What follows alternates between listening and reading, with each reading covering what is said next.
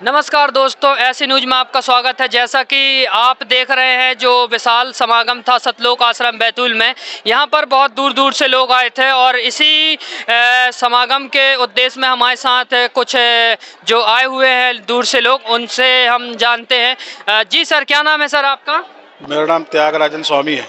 जी, तो भाई साहब आप यहाँ कैसे आ गए? मेरा मित्र है विष्णु साहू, जो काफ़ी दिनों से मुझे आमंत्रण कर रहा था जी कि भाई आके देखो। तो मेरे उनसे थोड़ी इस चीज़ को वाद विवाद चल रही थी जी कि भाई तुम सनातनी पूजा को गलत बता रहे हो, जी अपने ब्रह्मा विष्णु महेश जी को आप गलत बता रहे हो, जी और आप बोलते हैं कि भाई इनकी पूजा नहीं करनी है, जी और संत रामपाल जी भगवान को आप भगवान बता रहे हो, इनकी पूजा करनी है। तो मुझे ये चीज़ बड़ी गलत लगी। तो इस चीज़ को लेके मैं सही का सही और गलत गलत करने के लिए विष्णु साहू से मिलने आया हुआ था यहाँ पर। और यहाँ पर आने के बाद उनने मुझे पूरे ग्रंथों से अवगत करवाया। चारों वेद, 18 पुराण, 6 शास्त्र, 11 उपनिषद, एक रामायण, एक गीता, जिसको देख आज तक मतलब हिंदू धर्म होने के बाद भी मैंने चीज़ों को आज तक अच्छे से देखा नहीं था। जो विष्णु जी ने आज बैठ के पूरी चीज़ों से अवगत करवाया, तो ये पता लगा कि भाई अब तक जो हम लोग, हमारे पूर्वज जो पूजा पाठ कर रहे थे, वो सरासर गलत कर रहे थे। मतलब वेदों और उसके विरुद्ध काम कर रहे थे हम। तो यहाँ पर आने के बाद ये पता लगा कि भाई अभी तक जो पूजा पाठ हम विधि जो कर रहे थे वो पूरी गलत थी। और यहाँ पर जो संत रामपाल जी महाराज जी अपने जिस प्रकार से जो बता रहे हैं, वो सर बहुत सही चीज़ बता रहे हैं और सही लगे उसमें करके। तो त्यागराज स्वामी जी, आपने यहाँ पर जो बताते हैं कि गीता में ऐसा लिखा है, वेदों में ऐसा लिखा है, और कबीर को भगवान बताते हैं, तो क्या आपने देखा है त्यागराज स्वामी जी? जी जी, यहाँ जितने भी हमारे वेद पुराण हैं, जितने भी हमारी पवित्र ग्रंथें हैं, हमने उसमें देखा, उसमें बिल्कुल साफ लिखा है कि कबीर भगवान है, और सब चीज़ का साक्ष्य उसमें देखा मैंने। कभी अभी तक तो मैं चीज़ नहीं मान रहा था। मैं अभी तक सोच रहा था कि ये सब गलत बता रहे, गलत प्रचार कर रहे हैं। जो भगवानों को बोलते भाई ब्रह्मा विष्णु महेश हैं, वही सर्वप्रिय, वो सर्वप्रिय नहीं है, और उनका भी मरण और जन्म होता है। तो वो चीज़ से हम बड़े नाराज़ थे। जब यहाँ पर आके हमने वेदों में देखा तो सही चीज़, सही सब चीज़ बिल्कुल साक्ष्य के साथ पाया गया कि भाई बिल्कुल सही है। ब्रह्मा विष्णु महेश का भी आवागमन होता है, उनका भी मरते हैं, वो भी जीवित होते हैं, उनके भी माता पिता हैं। तो त्यागराज स्वामी जी, जैसा कि आपने बताया, यहाँ पर जो संत रामपाल जी महाराज जी है, ये सनातन के कहीं ना कहीं विरोधी हैं, और मतलब उनके विरोध में ही बातें करते हैं कि हिंदू देवी देवता के ऐसा है। और जो हमारी सनातन पूजा चली आ रही है, पितृ पूजा, श्राद्ध पूजा, मूर्ति पूजा, ये सब चीज़ों से दूर करवा रहे हैं, जबकि हमारी तो जिंदगी ही बीत गई यही सब पूजा करते करते पूर्वजों की। नहीं, बिल्कुल सही है। पहले भी हम ये सब हम भी कराए जा रहे थे, मूर्ति पूजा, शास्त्र, ये सब हम भी कर रहे थे। और लेकिन यहाँ पर जब ग्रंथों में देखा गया है, तो इसमें चीज़ में किसी चीज़ में उल्लेख नहीं है। किसी चीज़ में ये भी किसी हमारे पवित्र ग्रंथ में नहीं दिया है कि भाई इसमें मूर्ति पूजा करना है, ना शास्त्र पूजा करना है, ना ये ढोर अमंडर करना अपन को। मतलब आज जितने भी हमारे हिंदू भाई, मैं उनसे एक चीज़ कहना चाहूँगा कि भाई कुछ भी कहने सुनने से पहले एक बार अपने पवित्र ग्रंथों को पढ़ लें, उसमें देख लें, फिर उसके बाद किस चीज़ का वो करें। अभी कौन कौन से शास्त्र देखे आपने? भाई मैंने यहाँ पर चारों वेद देखा है, यहाँ पर 18 पुराण देखा है। मतलब आज तक हमने सुना था, सब चीज़ के बारे में देखा नहीं था। हमारे 6 शास्त्र देखे हमने, 11 उपनिषद देखे, एक रामायण, एक गीता, और भी हमारे दूसरे धर्मों के भी उसमें देखा। सब में ये पाया गया है कि भाई संत रामपाल जी भगवान जो यहाँ जो भक्ति विधि बता रहे हैं, बिल्कुल बढ़िया बता रहे हैं, एक नंबर का बता रहे, किसी प्रकार कहीं कहीं झोल छोल नहीं है उसमें। त्यागराज स्वामी जी, हमने सुना है कि संत रामपाल जी महाराज जी के जो फॉलोवर्स हैं, उनके अनुयायी हैं, ये ट्विटर हो, फेसबुक, इंस्टाग्राम हो, इनके जब भी भंडारा होते हैं तो बड़े बढ़ चढ़ करके बताते हैं कि शुद्ध देसी हाँ, घी का ये है। चीज़ आपने बहुत बढ़िया पूछा, ये बता सोच ही रहा था मैं। इसके पहले मैं कई भंडारों, कई उसमें गया हूँ, देश विदेश में भी गया हूँ मैं। लेकिन वहाँ सब भंडारों में देखा हूँ कि भाई हर प्रकार का नशा करते हैं लोग वहाँ पर, और भंडारे में अराजकता बहुत ज़्यादा फैली होती है।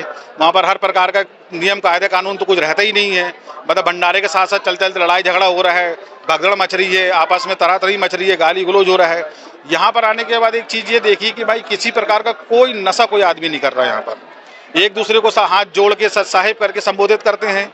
अब ये सत साहिब क्या है, ये इनसे पूछूंगा अभी बैठ के मैं। बहुत एक मतलब प्रेम मोहब्बत से करे, कोई किसी को काम बताना नहीं पड़ रहा है। आज 3 दिन से लगातार ये चल रहा है, लाखों लोग आ रहे जा रहे हैं, किसी प्रकार का कोई अराजकता नहीं है। और इतने मतलब ईजिली आ रहे हो, ईजिली जा रहे हैं, कोई भगदड़ नहीं, कोई कुछ नहीं। सबसे बढ़िया चीज़ मुझे इसमें यही लगी कि भाई यहाँ पर किसी प्रकार का कोई नशा नहीं, कोई बीड़ी नहीं पी रहा, कोई तम्बाकू नहीं खा रहा, कोई गुटखा नहीं खा रहा है, किसी प्रकार कोई नशा नहीं कर रहा है, सब बहन भाई से वो कर रहे हैं, किसी समाज का कोई नहीं, सारे धर्म के लोग यहाँ पर आ रहे हैं, सब में किसी प्रकार कोई भेदभाव नहीं है, सब एक साथ बैठे खा रहे, कोई गरीब है अमीर कहीं कोई प्रकार का नहीं है। बाकी जगहों में देखा हूँ भाई कि जो अमीर होते हैं उनके लिए अलग व्यवस्था होती है, जो गरीब बेचारे अलग होते हैं, लेकिन यहाँ पर अमीर गरीब सब एक साथ बैठ के खाना खा रहे हैं, किसी धर्म और किसी का कोई वो नहीं है, सब एक साथ बैठे कर रहे हैं। ये चीज़ बहुत अच्छी लगी और यहाँ पर आने से ये समझ में आया कि भाई ये जगह जो है एक प्रकार का स्वर्ग है हमारा लग रहा है। भाई मैं सबसे ये जनता से बोलूँगा कि भाई एक बार जरूर यहाँ पर आए और यहाँ पर आके पूरी व्यवस्था सब चीज़ देखें और उसके बाद भी कोई चीज़ का निर्णय लें।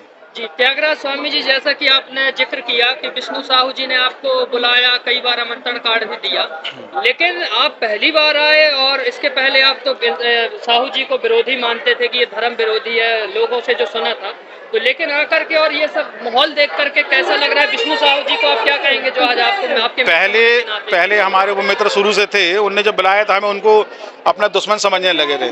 हमें ये लग रहा था कि भाई वो सनातनी आदमी हो के हमारी देवी देवता को छुड़वा रहे हैं, बोलते हैं कि भाई ब्रह्मा विष्णु महेश की पूजा नहीं करना है हमें संत रामपाल जी भगवान की पूजा करना। तो मैं उनको गलत ठहरा रहा था, मैंने बोला कि भाई ये सब आप गलत कर रहे हो। जब यहाँ पर उनके अनुग्रह पे होने पर मैं जब आया यहाँ पर आके मैंने चीज़ों को देखा परखा तो आप समझ में आया कि नहीं वो इंसान अपनी जगह बिल्कुल सही थे, वो बिल्कुल सही है, मैं अपने यहाँ पर गलत निकला।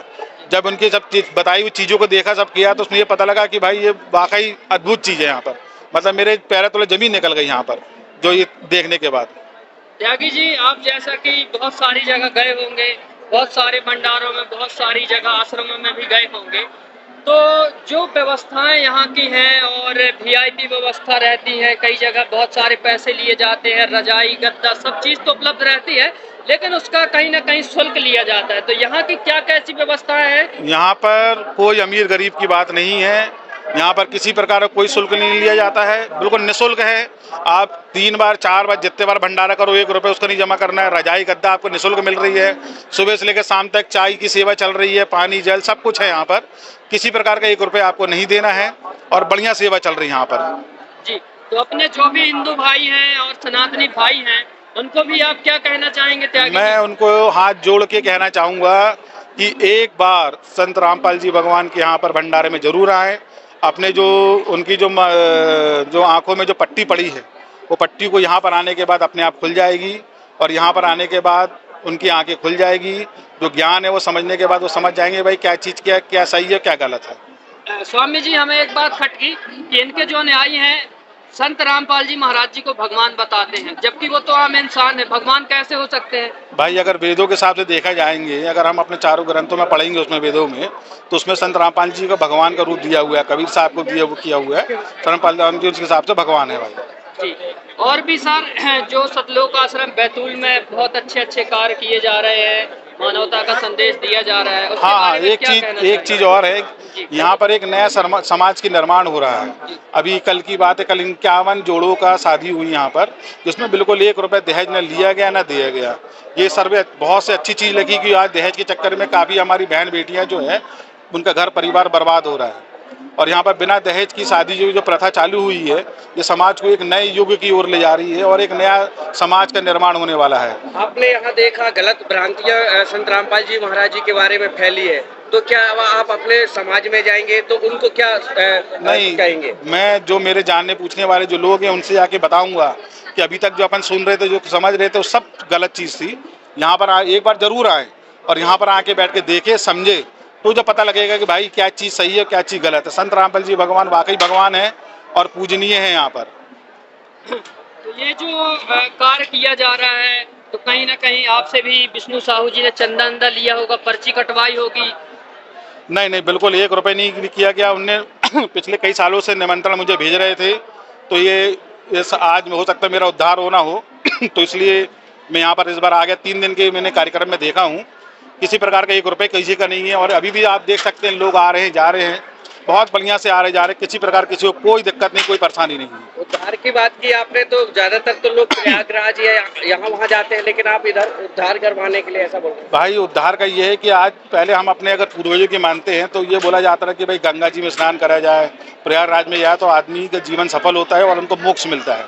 वो पुरानी पद्धति में अभी भी चले जा रहे थे, लेकिन जब यहाँ पर आने के बाद हमने जब ग्रंथों और अपने जब चारों वेदों को देखा, उसमें जब उनने पूरी लाइन टू लाइन पढ़ाया तो उसमें यह पता लगा कि भाई गंगा स्नान से कोई चीज़ नहीं होती है, हमारी जो कार्य पूजा पद्धति है, अगर वो जब तक अपन चेंज नहीं करेंगे, वो अगर शास्त्र विरुद्ध अगर जाएंगे तो हमें कोई कभी भी मोक्ष नहीं मिलेगा। जब अपन अपन पूरे अपने वेदों के हिसाब से अगर पूजा पाठ करेंगे और उसके विषय में करेंगे तो उनका 100% मोक्ष मिलेगा। और तत्वदर्शी संत के माध्यम से अगर अपन जाएंगे, अगर उनके चरणों में जाके जब करेंगे तो ही मोक्ष मिलेगा। स्वामी जी, आपने जिक्र किया तत्वदर्शी संत का, तो जनता कैसे निर्णय करे कि वो तत्वदर्शी संत कौन है? भाई इसलिए फिर से मैं यही बोलूँगा कि हमारे जो पवित्र ग्रंथ हैं, आज अपने घरों में सब वो पड़े पड़े सड़ रहे हैं, गल रहे हैं, कभी किसी ने उठाए नहीं है।